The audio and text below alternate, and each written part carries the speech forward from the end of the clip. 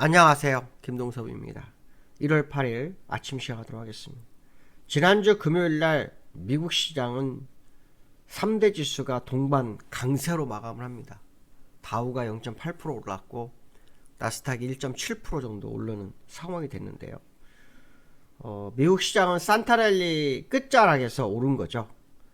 2025년도 증시 기대감을 마지막 산타랠리 끝자락에서 기대감을 키우는 그런 상황이 되었습니다. 나스닥이 많이 올랐는데요. 매그니피센트 7 종목 중에서 애플만 하락을 했고요. 테슬라, 그동안 약간 눌리던 테슬라가 8% 정도 올랐고요. 엔비디아도 4% 오르면서 나스닥을 강력하게 끌어올리는 그런 모습도 있었습니다. 미국 시장에서는 12월 제조업 구매자 관리지수, 그러니까 PMI가 발표됐는데 49.3이 나왔어요. 시장 예상치를 상회했는데요. 50 이상이 확장세죠. 하지만 저점에서 올라왔기 때문에 미 제조업 업황이 6개월 내 최고 수준이다 라고 시장을 해석하면서 매수 심리가 개선됐다고 합니다. 그것이 다우와 나스닥을 끌어올리는 상황이 되었다, 뭐 이런 얘기를 하고 있고요. 이번 주에는 미국 시장에서 지표가 여러 개가 나옵니다.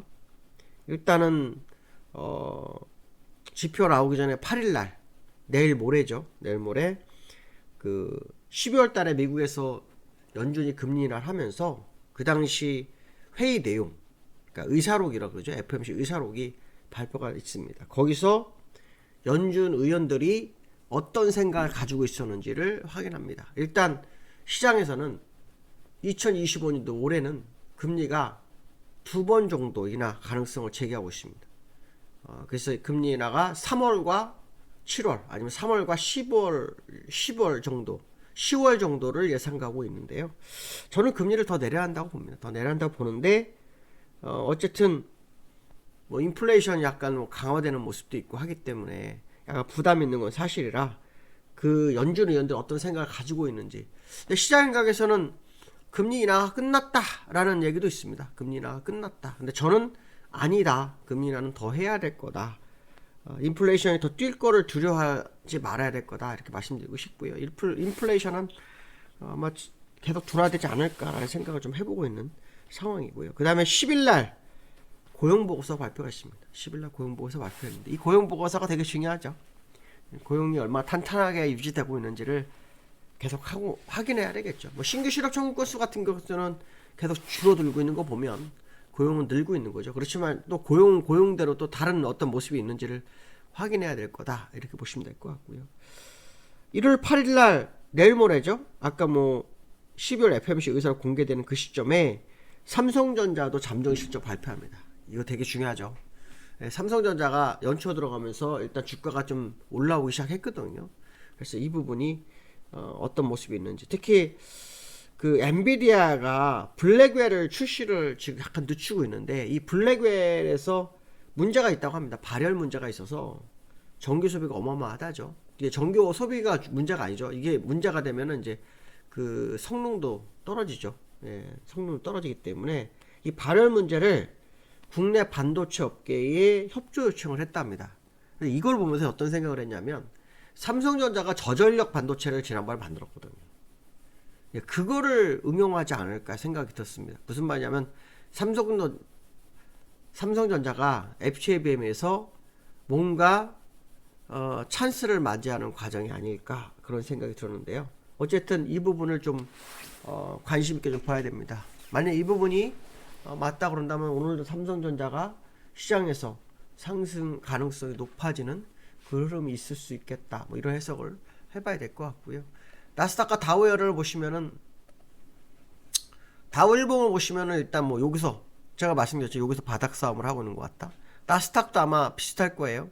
나스닥도 비슷하게 바닥 싸움 하는 것 같다 얘기했는데 일단 다우를 보시면은 여기서 이렇게 올라왔죠. 5일선 위로 올라오는지 봅니다. 여기 43,000까지 올라가는지 중요한데요. 저는 이제 일단 박스권 일정한 고점과 일정한 저점 박스권이 있을 거다. 이제 분산 가능성을 계속 언급해드렸죠. 그래서 이 월봉 이 상태로는 안 떨어집니다. 여기 후엑스팬이 이렇게 되면 이제 옆으로 옆으로 3봉 내지 2봉이 나와야 되거든요. 그래서 현재 상태로 봐가지고는 이제 오랜 기간, 짧게는 8개월, 길게는 1년 정도의 분산 작업이 있을 확률이 높습니다. 그게 이제 마지막으로 주가를 다 털어가는, 그동안 주가에서 올렸으면 얼마나 많이 먹었겠습니까? 미국 시장은 계속 혼자서 런웨이 했으니까요. 그쵸? 혼자 달렸기 때문에 그 모습을 이제 익절해가는 과정이 있을 거다. 그때가 되게 중요하다. 그때 이제 우리나라가 얼마나 오르느냐 그 얘기를 했었죠. 다우도 나스닥도 마찬가지입니다. 1, 2, 3였기 때문에 얘도 이제 분산 작업을 꽤 오랫동안 할 확률을 좀 열어두고 보는 게 좋겠다. 뭐 이 말씀 드리고 싶고요. 해외 지수 뭐 계속 말씀드렸는데 종목에서 이제 미국에서 잘 나가는 종목들을 보는 거죠. 그렇죠? 테슬라 보시면은 여기서 올라왔습니다. 그렇죠? 양보 올라왔습니다. 여기서 올라왔더니 깨지면 문제가 된다 그랬는데 일단 올라왔습니다. 그럼 다시 한번 위로 가는지를 봐야겠죠. 그 다음에 엔비디아도 올라섰습니다. 여기서 제가 여기서 바닥 가능성을 언급해드렸죠. 요 아침 시황에서. 근데 거기서 정확하게 양봉을 세워서 올라옵니다. 이렇게 되면 이제 추가 상승 일단 된다고 봐야겠죠. 엔비디아가 시초에 원천 없기 때문에 오르기 시작하면 뭐 방향성을 줄 수 있겠죠. 그 다음에 뭐 우리나라는 그 환율을 봐야겠죠. 왜냐면 이 환율이 지금 고점 찍고 밀리느냐 안 밀리느냐의 싸움이거든요. 여기 보시면 환율로는 1486원. 지난번에 그 저기 누구죠? 한덕수 대통령 대행이 탄핵되면서 거기까지 갔었죠. 그랬다가 지금 밀려서 추세 복귀 시그널을 보이고 있는데 여기에서는 1467원에 끝났습니다. 1460원 제가 공개방송에 1460원 밑으로 떨어지게 되면 일단 회귀할 거다. 일단 달러는 고점 갱신을 한 것으로 좀 보인다. 그런 얘기를 제가 얘기를 했죠. 그 얘기를 했습니다. 그렇기 때문에 지금 상황으로 봐가지고는 내려와야 될 거다. 이런 생각을 해봐야 될 것 같고요. 이 환율이 왜 중요하냐? 제가 이제 환율 말씀드리는 이유는 사실은 1월 16일 날 한국은행에서 금통위가 있어요. 이제 금리 인하를 할 거냐 말 거냐. 여기에 환율이 갖다 붙였습니다. 제가 공개 방송에서는 환율을 우리나라는 미국이나 해외 신경 쓰지 말고 할 때까지 해야 된다. 제로금리까지 가도 상관없다. 일단 경기를 살리고 난 다음에 금리 다시 올려도 상관없습니다. 근데 경기가 죽어버리면 금리 내려봐야 살리는 게 너무 힘들어집니다. 어느 정도 되면은 바로바로 반응하지만 너무 침체해버리면 반응이 떨어져 버리거든요. 그렇기 때문에 금리라는 지금 우리나라 인플레이션 상하지만 우리가 특히 인플레이션 1.8인가 9죠 되나요? 그래서 이 밑으로 떨어졌기 때문에 겁먹을 필요 없다는 거죠. 환율 오른 걸 겁먹으면 못합니다. 차라리 수출을 많이 하게끔 유도하고 수입을 조금 줄이는 전략을 가져오게 만드는 게 정부 정책을 하는 게 맞죠. 그 환율 때문에 우려가 돼가지고 금리를 못 내린다? 집값도 떨어졌습니다. 이제는 핑계댈 게 환율밖에 없는 거죠. 지난번에 집값, 뭐 재정건실성, 뭐 인플레이션 다 떨어졌죠. 이제 환율 하나 가는데 이것도 말도 안 되는 겁니다. 그렇죠? 시장에서는 뭐 연내 2, 3차례, 2, 3차례가 아니라 한 6회 정도 해야 될 겁니다. 6회 정도 해서 경기 살려놓고 인플레이션 터지면 그때 다시 금리 올리면 됩니다. 그게 제일 중요한 거지. 뭐 인플레이션 터지고 환율 때문에 뭐 경기를 다 죽여놓을 수는 없죠. 지금 경기가 완전 바닥이 아니라 땅굴 파고 들어가고 있으니까 지하 밑에 지하가 있다는 말이 딱 지금 나오고 있는 것이 그 상황이죠. 제가 왜 이 말씀이냐, 환율이 지금 떨어지고 있는 상황이기 때문에 금리 인하 때문에 환율이 더 위로 가는 일은 없을 확률이 높다. 그 얘기를 해드리고 싶어서 이렇게 말씀드리고 싶고요. 그 다음에 주 금요일날 수급을 보면 외국인과 기관이 쌍끌이 매수를 했어요. 아직도 목소리가 좀 다 되지 않아서 이렇게 깔아놨네요. 죄송합니다. 기관 매수하십니다. 오늘도 이들의 매수를 봐야 됩니다. 왜냐하면 여기까지는 이제 작년으로 끝났다고 봅니다. 연장선이 아닐 거라고 보거든요.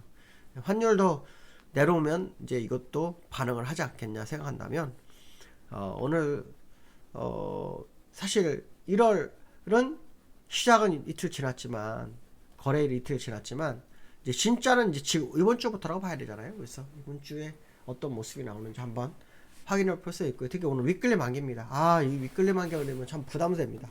위클리 만기를 빨리 거래소에서 줄이지 않으면, 거래소에서 위클리 만기를 계속 유지한다면 주가나 주범도 거래소가 될 수 있는 거죠. 왜냐면 이 끌림 많기 때문에 박스권을 갖추고 그러니까 거래소가 이걸 줄여야 된다고 제가 알고 있거든요. 그래서 거래소에서 이걸 꼭 줄여서 시장이 좀 상당히 갈 수 있는 기회가 있었으면 좋겠습니다. 오늘 여기까지 하겠습니다. 감사합니다.